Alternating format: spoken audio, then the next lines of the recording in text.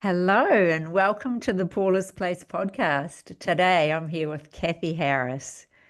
Kathy, you're in Mill Valley, California, and we first met back in, I think, 2020, around, through the COVID times where everyone sort of got online.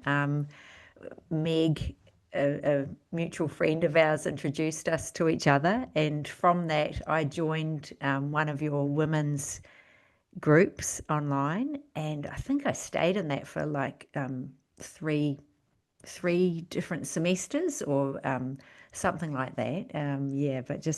Absolutely loved it. And I also did two facilitation trainings with you because you were doing that online as well at the time. And from that facilitation, there's three other women, Jodie, Geraldine, and Julie, and myself. We still meet fortnightly, so from, I think it's 2022 we first started doing that, and now we still meet and we still focus on our facilitation and just whatever we want to be putting out there. We try it out on each other. So extreme gratitude to you for that. Yeah, and Kathy, also, you are how I came to attitudinal healing. I remember you mentioning it once, and I got curious, and I thought, right, and so I looked it up, and yeah, and that sort of started my attitudinal healing journey. So I'm wondering if you'd like to tell us a little bit about yourself, Kathy. Well, if I was to say what I do in the world, it's to lean into love. It's to remember that that's who I am. That's my career. That's my whole thing. Uh,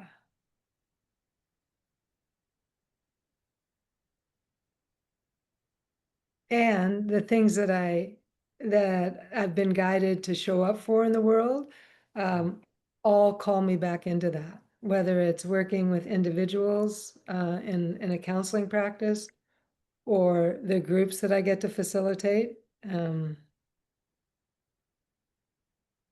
underlying Yeah.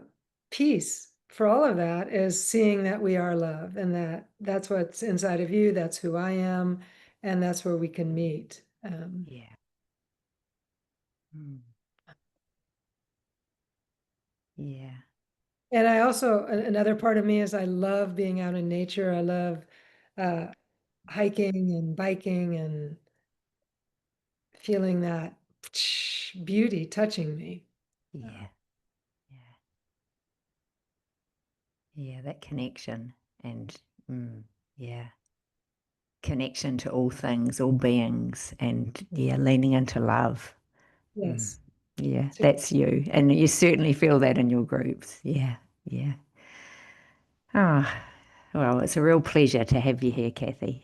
And yeah, my first question is, can you explain what attitudinal healing is to someone who hasn't come across it before? Well, it's these beautiful, beautiful principles that are pulled out of a teaching called the Course in Miracles, and it's kind of the principles of attitudinal healing. It's kind of the essence or the beautiful pieces pulled from the Course in Miracles. And anybody can go check out the Course in Miracles. It's a beautiful, beautiful teaching. Um, I think it was in the 70s, Jerry Jampolsky came across the Course in Miracles. Yeah. It was just kind of out there. And at that time, I think around that time, he was a resident in psychiatry in a hospital.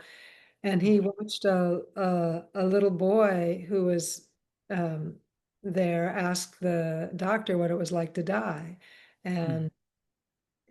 And he watched this little boy ask several medical staff, and they all Yeah. couldn't respond to him. And I think maybe Jerry told me that the person sweeping the floor did respond to this kid and explored with him. Right. And And then Jerry got the idea of getting the kids that were life-threatened together in a little circle and using these principles of attitudinal healing. And it was Jerry that uh, kind of created these principles, but it wasn't from him, it was from the Course in Miracles. Yes. So that's how, and often people, when they talk about attitudinal healing, they associate it with groups because that's what he did with it. That's what he did. Right. He created for kids, put them in a circle, and he wanted them to be able to have emotional support and at Yeah. the same time, this beautiful underpinning of the principles. And the first principle is the essence of our being is love. And so, wow. So to have a group where these kids could have that as underpinning of the group. And then Yeah. parents would bring the kids to the circle and they'd go be sitting in a cafe. And then they said, well, we want our own group. So then they had a group while the kids were meeting. And then the siblings who in that situation often get overlooked because all the focus is on the sick kid. So then the Yeah. siblings had a room where they got to have a circle. And that's how Yeah. Wow. it started. Yeah. Yeah. Gosh. Yeah. Wow. And so Kathy, were you around back then? Were you, like how did your attitudinal healing, how did it come to you in your life? What's your attitudinal healing story? Well, my husband at the time and I were in Massachusetts at a beautiful retreat center, Vipassana meditation, Buddhist Vipassana meditation. Mm. And in the fall, they give a 3-month retreat. So we were on this 3-month retreat in silence. And you didn't read books, you didn't write notes. Woody was in his own room, I was in a room. And after those 3 months, we loved it so much. We signed up for 4 more months of silence. And when that ended, and in that it wasn't completely silence because each day or every other day you got to talk with one of the teachers. Like my teacher was Jack Kornfield, who's well known in the Buddhist world. Yes. So you would have a 15-minute check-in like every other day. But besides that, there was nothing outside of just being with what was arising in Mm. silence. But then when we finished those 7 months of sitting in silence, we went on staff there and there's a sweet library. So my husband, Woody, went into the library and he discovered the Course in Miracles there. And so when we left there and came to the West Coast, came to the Bay Area near San Francisco, there was an attitudinal healing workshop because that's where Jerry lived and that's where he created the Center for Attitudinal Healing. So that's how I got introduced. And I loved the workshop. I loved what was going on. And I started volunteering at the Center for Attitudinal Healing. This was in the early 80s. Mm. And I eventually ran the children's program that I described to you. And different groups. That's when the AIDS epidemic broke out. And so I was Yeah.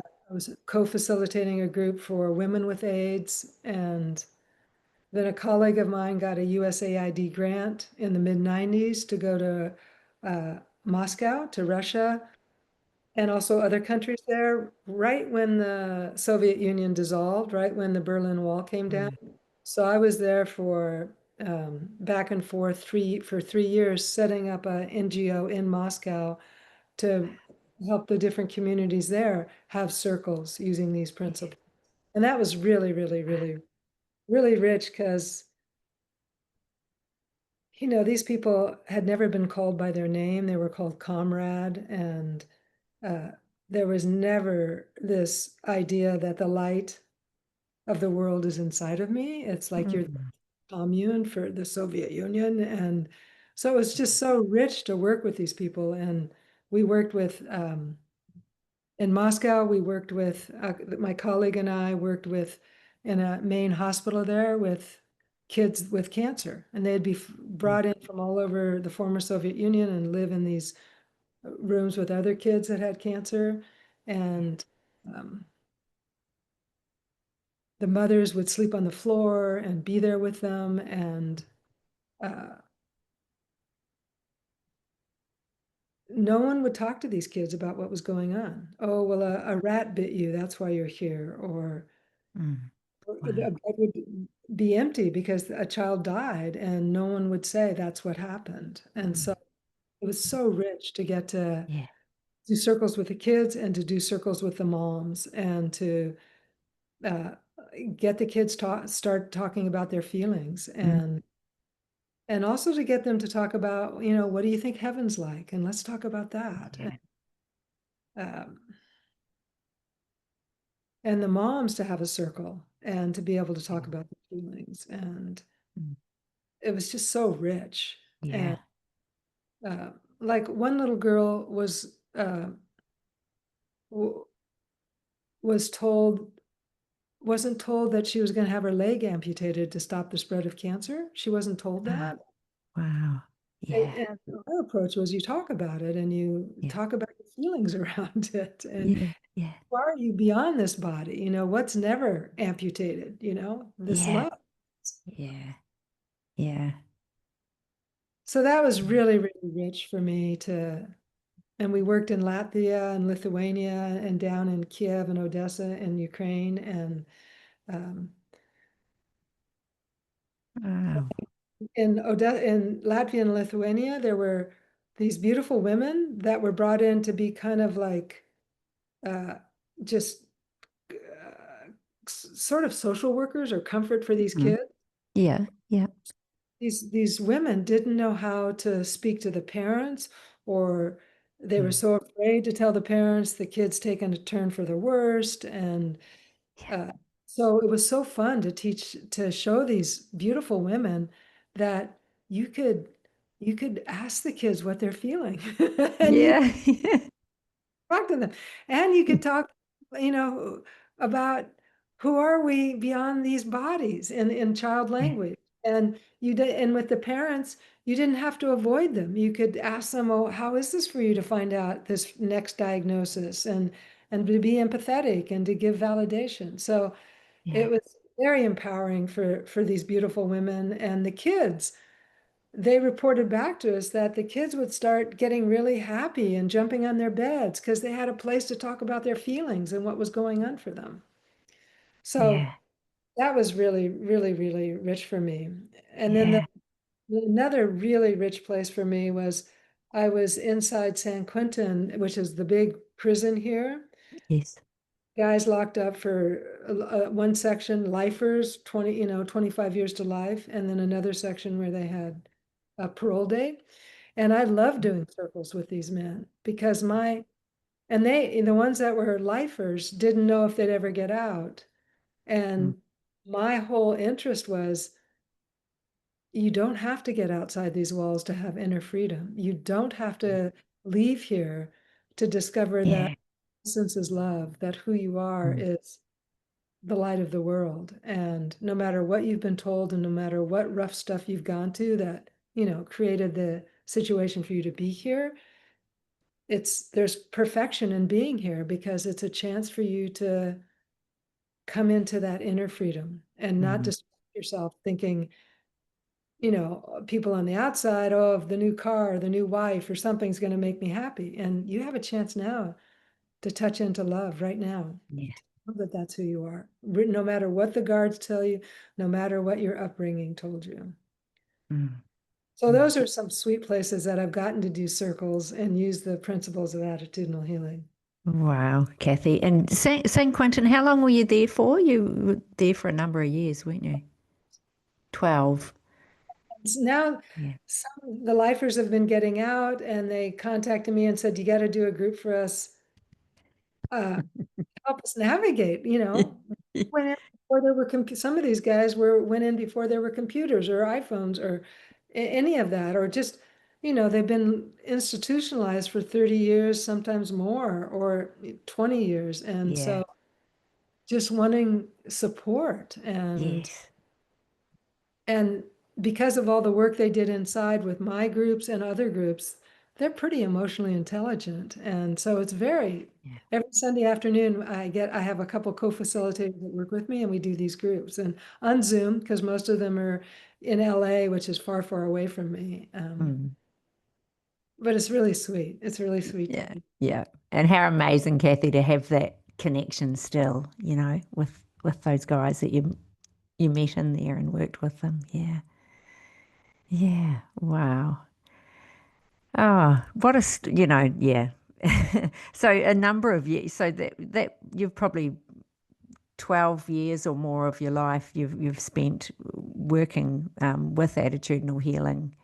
Um, Oh, a yeah, lot more. I mean, more, I came lot more. across in my Yeah. 30s and I'm now 76. So, and my favorite thing, like I work with people one-on-one, I work with couples, Yeah.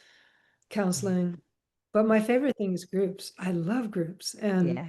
it's modeled, I mean, I've tweaked it. The group, the way I learned to do groups at the Center for Attitudinal Healing, I've tweaked it to make it juicier for me, but that's the foundation is attitudinal healing and Yeah. so rich because the Yes. synergy of what happens in the group, uh, it's just so rich. I love Yeah. it. Yeah. Yeah. And speaking from a participant in your groups, there it is. It's so rich. And, I try and go out there and do that in my own groups. And yeah, just, yeah. Yeah. And Kathy, you probably answered my next question was, how do you use attitudinal healing in your daily life? Principles, guidelines, attitudes, how does that show up for you yourself personally? Well, if the first principle is the essence of our being is love, and I am so into that and wanting to throughout the, and not as a concept, but throughout the day to just kind of drop back in and like sometimes I say I am, and what I'm really saying is I am love. Um, Coming back in and dropping into my heart center and feeling that sense of presence, that sense of beingness. And so for me, it's like that's why we took birth. That's the curriculum of Earth School is to remember that we're love and not conceptually to come in. I mean, it's good to have that mindset, but to actually come in and rest into that sensing of being love, of being this essence of Mm. the light of the world inside of us. And so I recently got a colleague of mine gifted me this little thing that I put on my waistband, and I set it to buzz. Nobody hears it, but it vibrates on my hip. I have it set every 20 minutes. So that reminds me, okay, drop in. Drop in. Drop in. I Wow. am love. Yeah. Yeah. I would say that's a really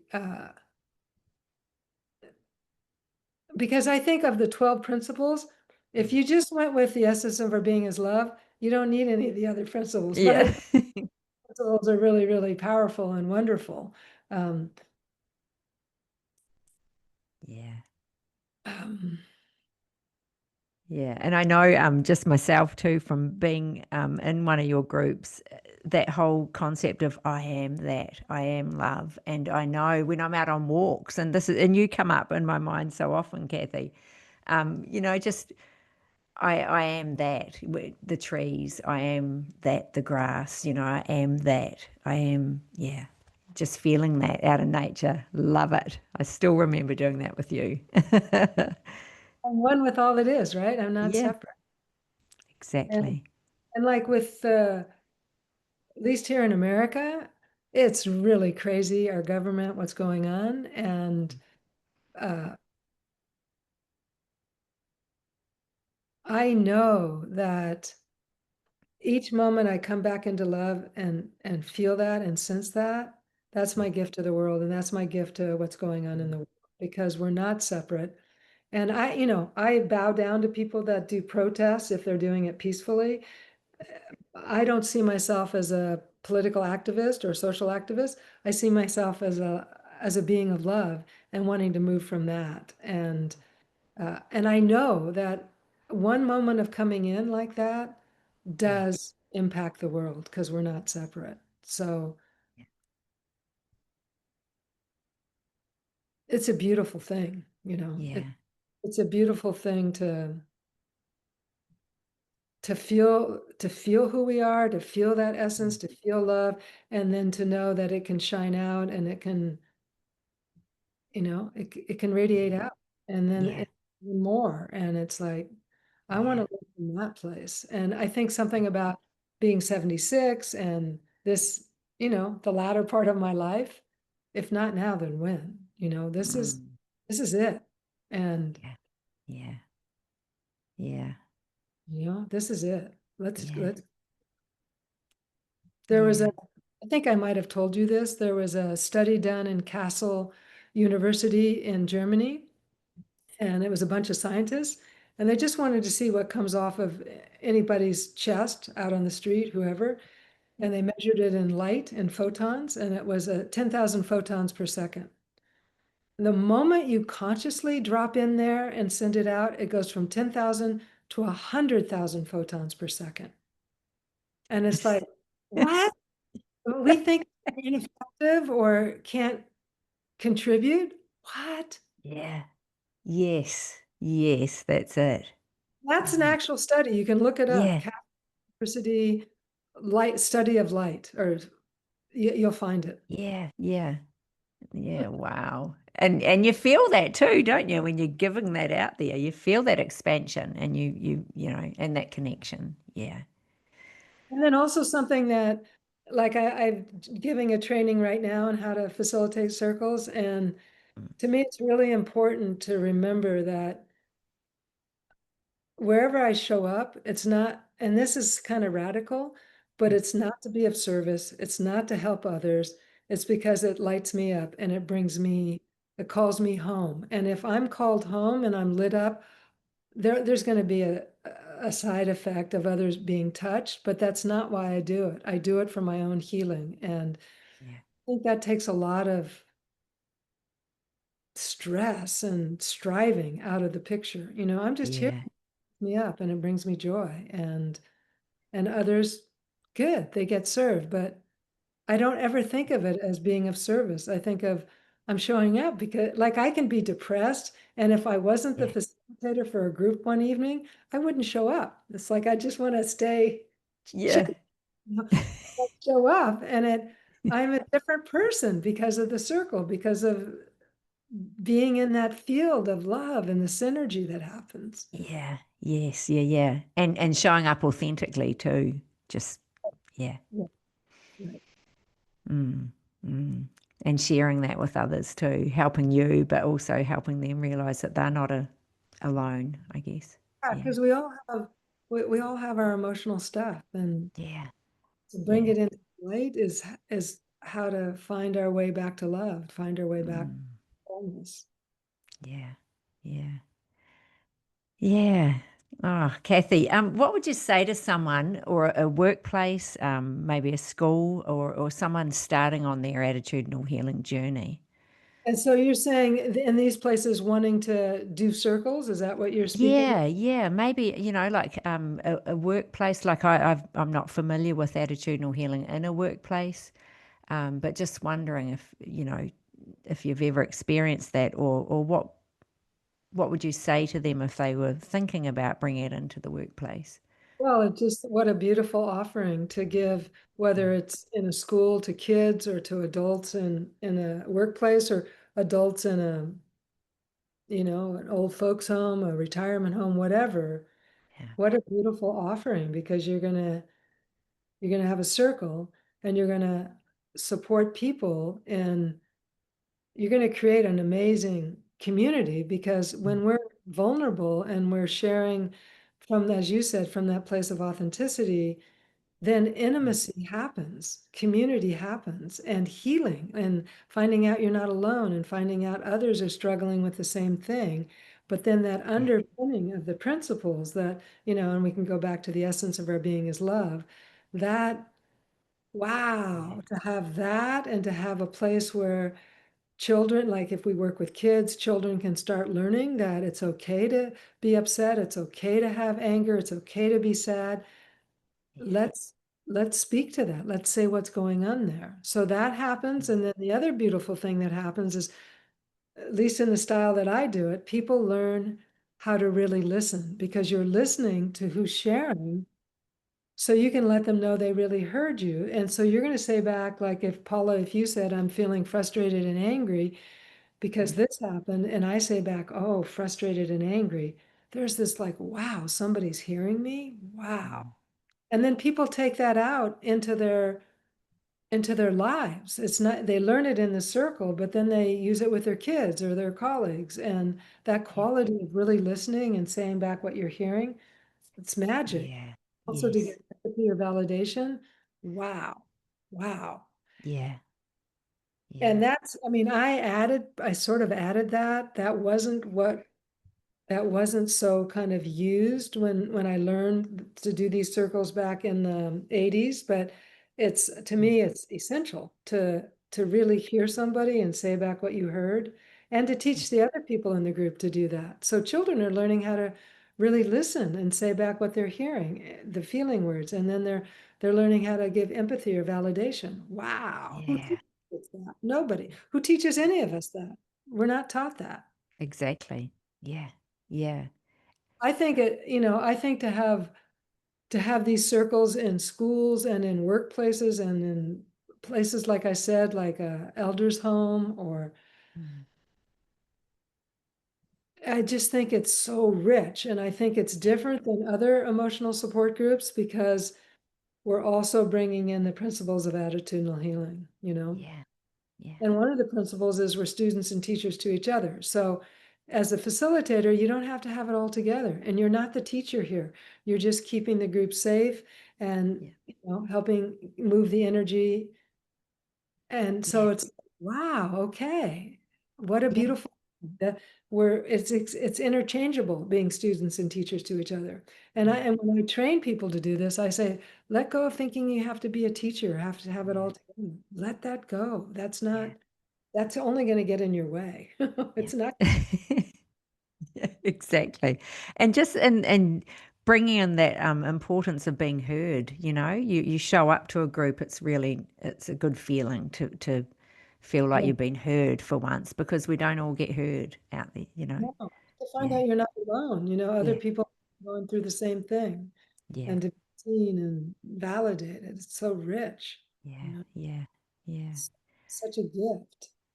Yeah. And I can imagine too the principle um, about not being afraid of death because love is eternal. Mm. Just in an old folks' home, just Right. yeah, Yeah, let's talk. talk about it. Yeah, And I like to give a prompt. So it would be, hey, let's look at aging. Let's look at aging. yeah, How do we resist it? And how might it be, what might be the gift behind it? yeah, And wow, yeah, for to be able to talk about that. yeah, yeah, yeah. Powerful. Very, very powerful. Yeah, yeah. Kathy, do you have any final thoughts or anything else you'd like to say about attitudinal healing, or just anything really? Any words? Well, if anybody listening to this gets inspired to put a group together, contact Paula. She'll tell you how to do it. She,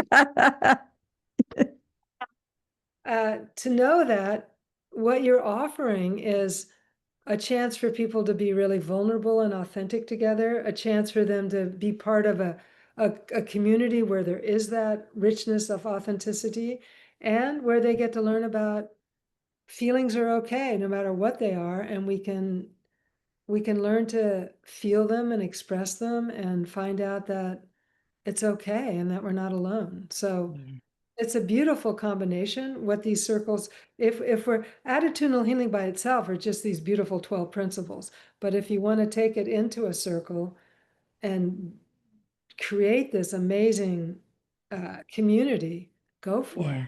yeah, yeah, It's yeah, people are so hungry for uh, community that's intimate and real. And none of us, at least in my experience, have been taught how to feel feelings and be with our feelings. I mean, now mm, but we weren't shown that as kids. And no, And a lot of, and men particularly are taught to shove it down and to be a man, and that means don't have feelings. And so what a beautiful place to unwind that and to start seeing that it's okay to have all kinds of feelings. Yeah. Let's Yeah. meet. Yeah, yeah, and share that, and like you say, being intimate and real. Just we don't get the chance to be that always. So, yeah, yeah. And you're still taking groups, aren't you? You're still open to, Women's groups, and then this yeah, group for the guys that were in prison. Uh-huh. yeah, yeah. Great. Well, Kathy Harris, thank you so much. I'm so grateful that you've shown up here for this podcast, and really appreciate your words. Yeah, you're a gift. I'll say right back to you. You're a gift, Paula. You're doing all kinds Mm. of cool stuff in the world with attitudinal healing and groups, and what a blessing that people get to be facilitated by you in that. Hmm. Thank you, Kathy. Yeah.